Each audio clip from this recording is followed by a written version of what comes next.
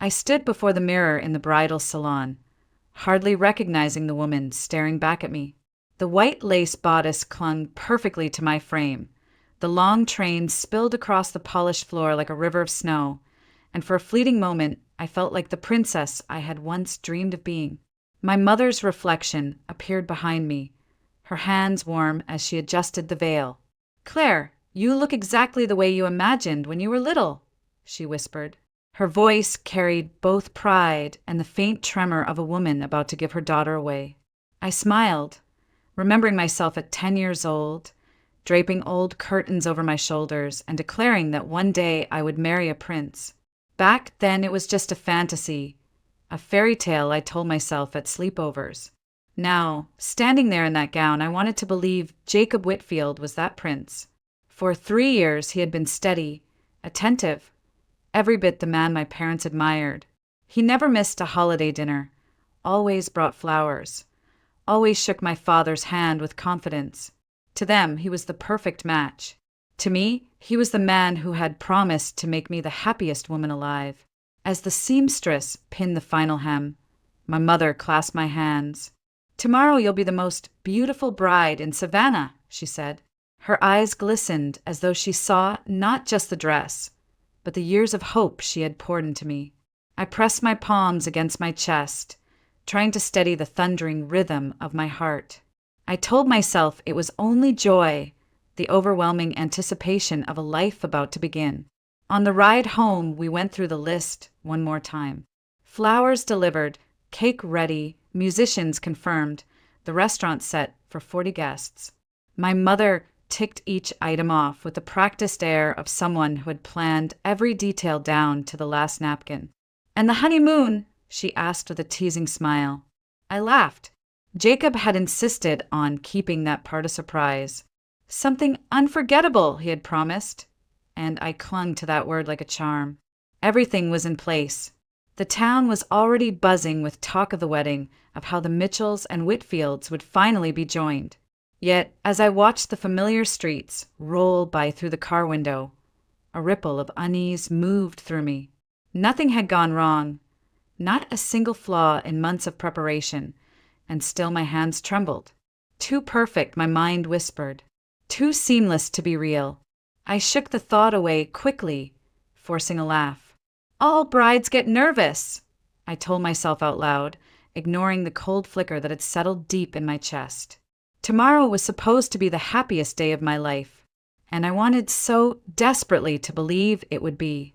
Back at home, I carefully hung the gown in my closet, letting the soft silk brush against my fingers one last time before I closed the door.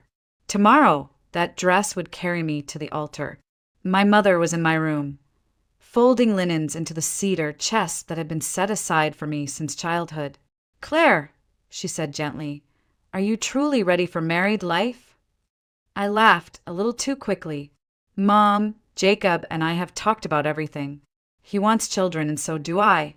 We'll live in his apartment until we can buy a bigger place. It will all work out."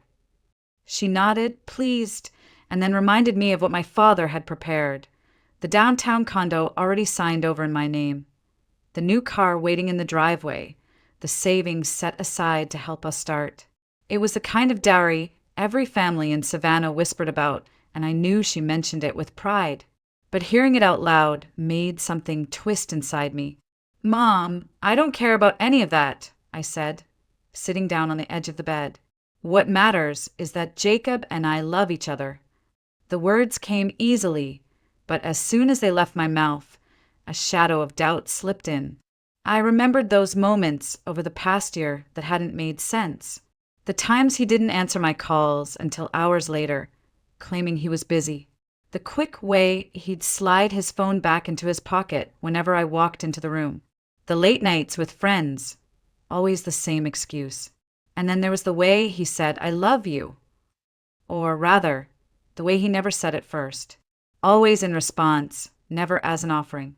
Instead, he'd grin and call me Sunshine, as if pet names could replace real words. I shook my head at the memory, chiding myself for inventing problems where none existed. After all, he had proposed, hadn't he? He had planned this wedding. He was going to stand with me tomorrow in front of God and everyone we knew. Still, that nervous flutter wouldn't let go of my chest. I tried to tell myself it was normal, that every bride doubted a little the night before. Maybe the trembling hands, the sleepless thoughts, the cold ache in my stomach were all part of the ritual. The phone rang, breaking my spiral. I grabbed it quickly. Hello. Hey, sunshine. Jacob's voice was warm, calm, everything I needed to hear. How's my bride-to-be? Did you like the dress? I closed my eyes, letting the sound of him wash over me. It's perfect. I can't wait for tomorrow. And I can't wait to make you my wife, he said softly. Forever, Claire. We'll have forever. I smiled into the dark, clutching the phone as if it could anchor me. For tonight, his words were enough to quiet the storm, at least for a little while. I couldn't sit still after our call. Jacob's voice had sounded so tender, so reassuring, that I wanted nothing more than to see him, to share the joy swelling in me. Just half an hour, I told my mother as I slipped on a light coat. The evening air in Savannah was soft and fragrant, laced with honeysuckle and the faint salt of the nearby marsh. My heels clicked against the pavement as I cut through the familiar park. Neighbors called out blessings for tomorrow, and I waved, smiling like the luckiest woman alive. His building came into view, the bricks still fresh from recent painting. The sleepy cat curled in the windowsill downstairs. I climbed the steps 2 at a time, heart racing not from nerves but anticipation. I lifted my hand to knock when Jacob's voice floated through the thin wooden door. Mom, stop worrying. Everything will be fine. I froze. His tone was calm, confident, the way he spoke when convincing a client. His mother's voice answered, quivering. Jacob, are you sure about this? About Claire. I waited for his immediate protest, his declaration of love. Instead, he chuckled, low and careless. I've told you 100 times. Claire is like a sister to me. I've gotten used to her over the years. She's a sweet girl. The word sliced through me. Sister. My chest tightened, but I stayed rooted to the spot, desperate for him to correct himself. But do you love her? His mother pressed. Jacob laughed outright, a sound that made my blood run cold. Love, Mom, is for storybooks. In real life, you have to use your head. You've seen what her parents are giving us, the downtown condo, the car, the money. And her father's connections at City Hall? Priceless. This marriage is security, not romance. The world tilted beneath me. The banister dug into my palm as I gripped it for balance. Every tender smile, every whispered promise, every time he'd brushed my hair from my face, it all cracked like cheap glass. His father's voice joined in, steady and approving. She'll make a good wife. Polite, respectable, from the right family. You're making the right choice. Jacob's next words shattered what little strength I had left. Besides, Samantha Brooks is back in town. Remember her? We were happy together once. With her, I can have passion. With Claire, I get stability. Best of both worlds. Samantha. The name roared in my ears. I remembered her vaguely. Dark hair, older than us, the kind of girl who turned heads in high school. She had been gone for years, and now she was back, sliding seamlessly into the space where my heart had once belonged. Jacob's voice lowered, intimate, but still clear through the door. I'm meeting her tomorrow morning before the ceremony, just to settle things between us. That was enough. My body moved before my mind could catch up, heels clicking too loud as I fled down the stairwell. My vision blurred with tears, my breath coming in shallow gasps. 3 years of believing. 3 years of building dreams on sand. Sister, Dari, Samantha. The words hammered against my skull. By the time I stumbled into the cool night air, the truth had rooted deep inside me. Jacob hadn't loved me at all. Every moment we'd shared had been nothing but a calculated act. And my fairy tale had just ended at his doorstep. I don't remember how I made it back across town. 1 minute I was standing outside Jacob's door with my heart in shreds. The next, I was stumbling into my bedroom, the glow of my wedding gown spilling from the half-open closet like a cruel reminder of what tomorrow was supposed to be. My mother asked if I was all right, her voice warm and concerned. I forced a smile, muttered something about being tired, and slipped past her before she could see my trembling hands. The house was quiet, but inside me, chaos reigned. I lay on my bed, staring at the ceiling as every moment of the last 3 years replayed in brutal clarity. The way Jacob had taken me to meet his parents far too quickly. Had it been romance or strategy? The questions he'd asked about my father's work, his thinly veiled curiosity about the apartment deed, the savings account, the car. The way he'd avoided saying, "I love you" first, letting me feed him the words, and echoing them back with a smile that, in hindsight, felt rehearsed. How had I been so blind? I had built castles out of sand, convinced myself they were made of stone. For hours, I lay there, caught between two unbearable choices. I could keep silent, marry him, and preserve my family's honor. The guests would smile, the photographs would hang on our walls, my parents would hold their heads high in Savannah society. But I would know. I would wake each morning beside a man who calculated my worth like a ledger, who whispered passion to another woman while telling me I was like a sister. The alternative was worse in its own way, walking away, breaking my parents' hearts, ruining months of preparation, shaming the Mitchell name before the entire town. My mother's proud smile in the bridal salon, my father's meticulous plans, it would all collapse because of me. Near midnight, I dragged myself to the mirror. The woman staring back was pale, eyes swollen, lips trembling. I looked less like a bride and more like a ghost. And yet, behind the ruin, something flickered. A stubborn spark that whispered I was worth more than a bargain struck in the dark. By 4 a.m, I could no longer lie still. I opened the closet, touched the wedding dress one last time, then turned away. I pulled out a small travel bag and packed only what mattered. My passport, some money, the envelope I had saved for the honeymoon. My hands shook as I scribbled a note. "Mom, Dad, forgive me. I can't explain everything now, but I can't go through with this wedding. I love you. Claire."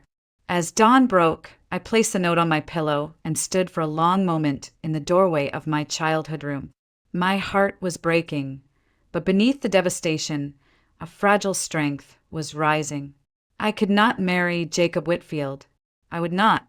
The sky was still bruised with the last shadows of night when I slipped out the front door.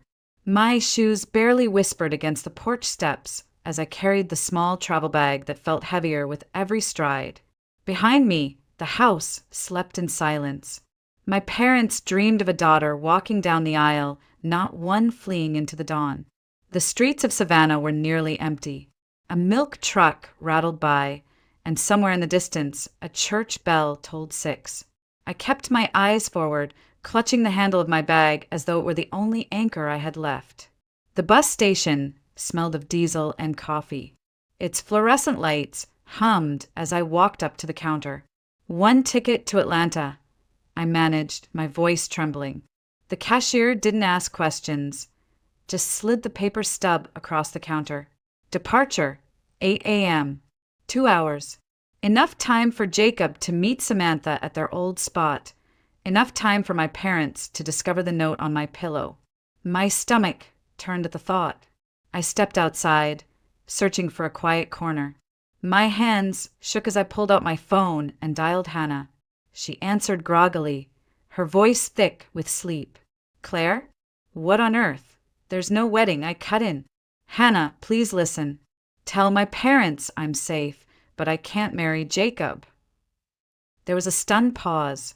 "Claire, what are you talking about? Did something happen?" "I can't explain right now. Just make sure they know I'm alive." My throat tightened. "I'm sorry. I have to go." I hung up before her questions could pin me down. The guilt came in waves, my mother's tears, my father's fury, the shame they would feel when guests arrived to an empty altar. My whole life they had given me everything, and this was how I repaid them, by running. by destroying the day they had so carefully built. Yet another voice rose inside me, firmer, stronger. How could I stay?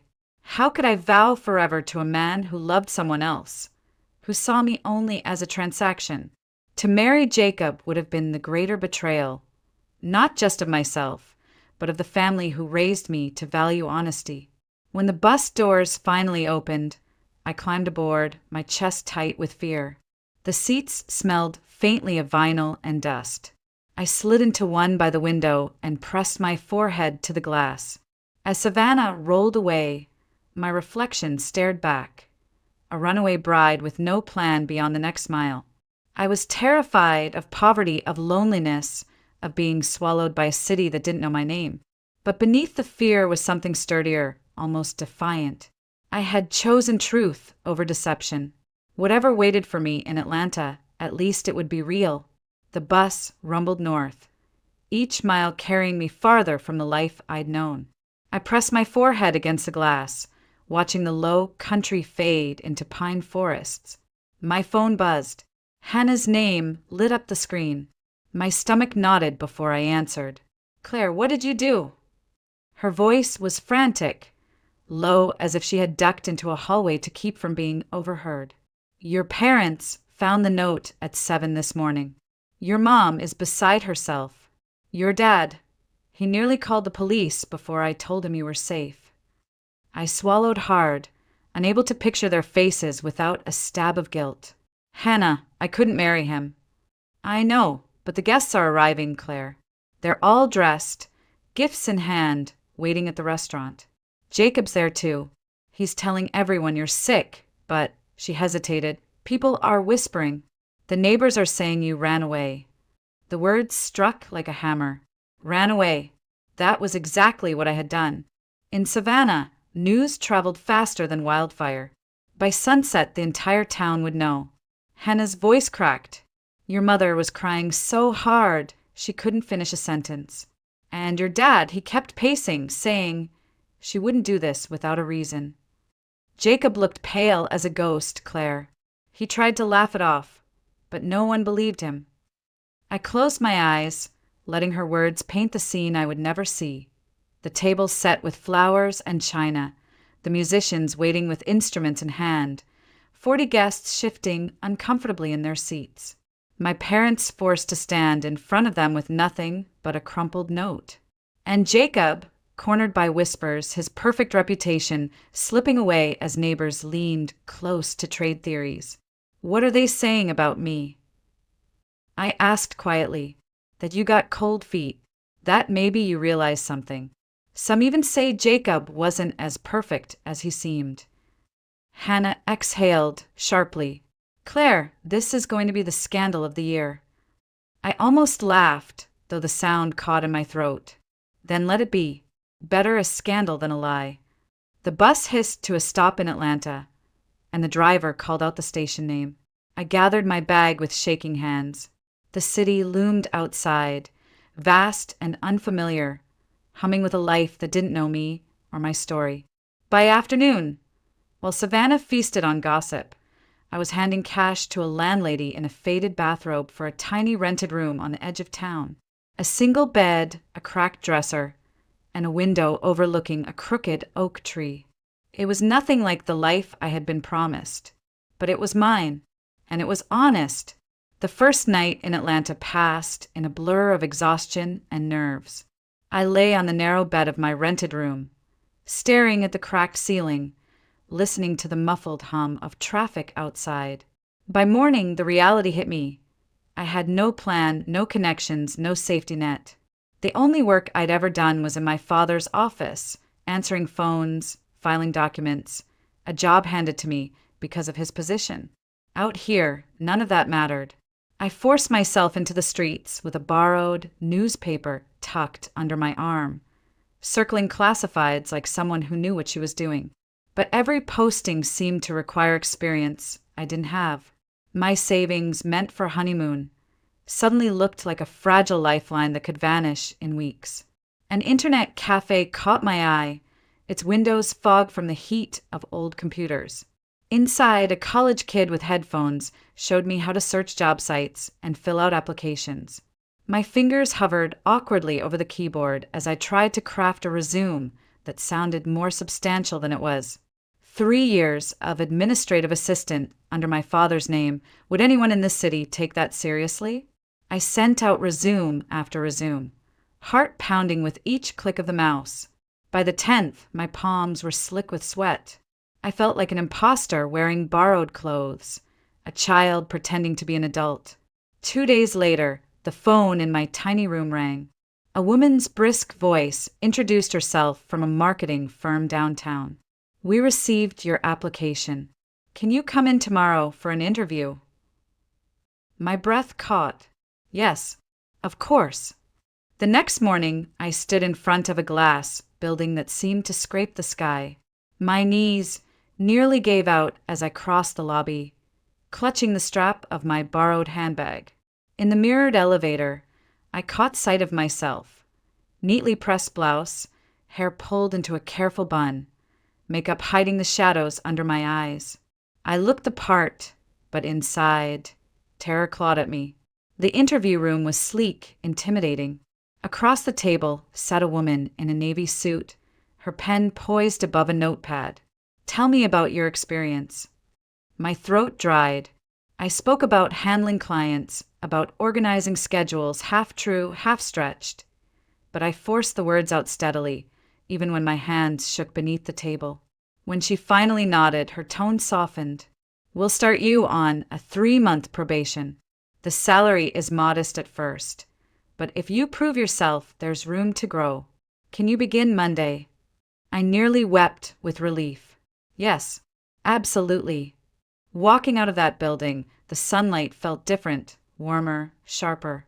It wasn't triumph, not yet, but it was a start, my first fragile victory. And for the first time since I'd left Savannah, I believed I might actually survive here. 3 months passed in a blur of work and exhaustion. I stumbled through the early weeks of my probation, terrified each mistake would expose me as a fraud. But little by little, the fear ebbed. By the end of the 3rd month, my supervisor shook my hand and said, "Welcome to the team." It was the first time in years I felt like I had earned something on my own. That fragile sense of stability shattered the morning Jacob appeared.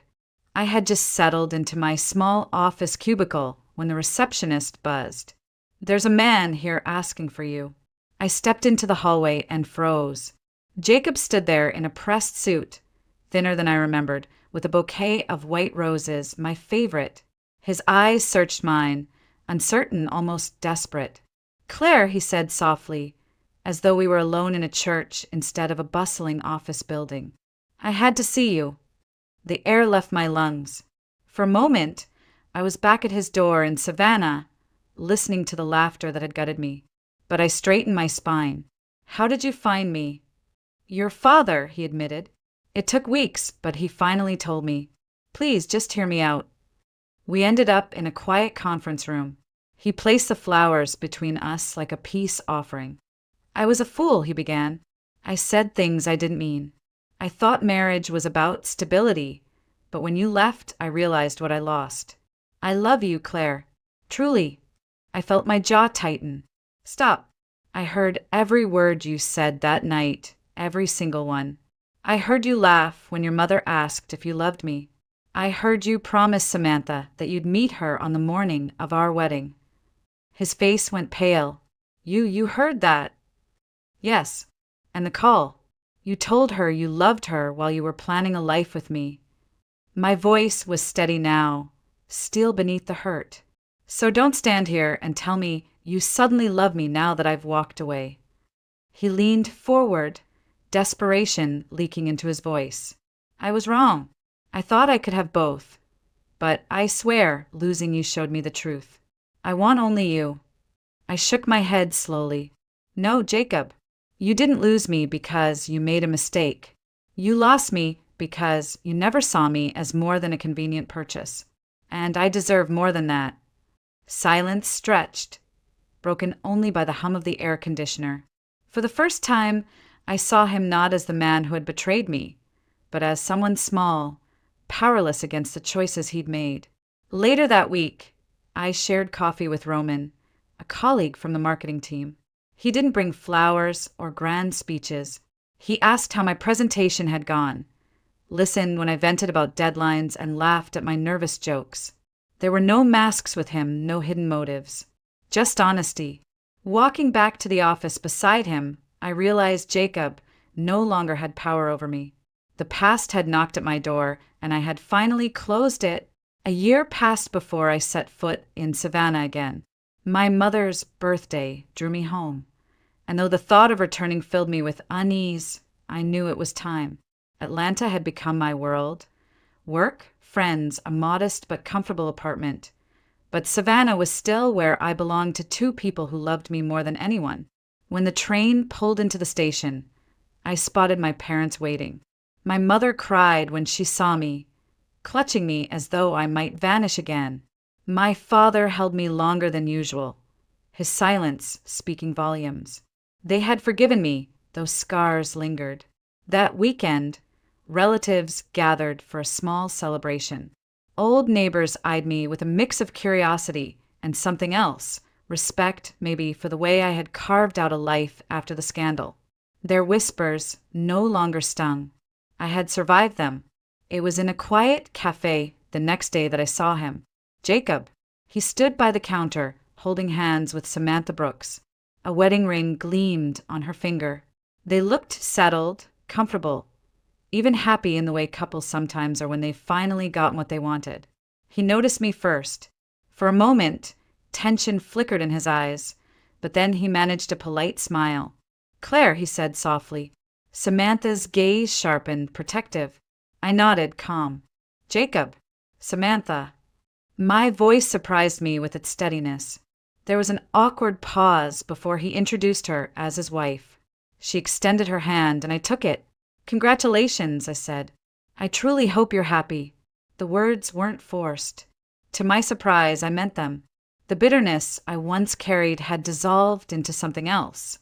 Acceptance. What happened between us was finished. A closed chapter that no longer dictated my future.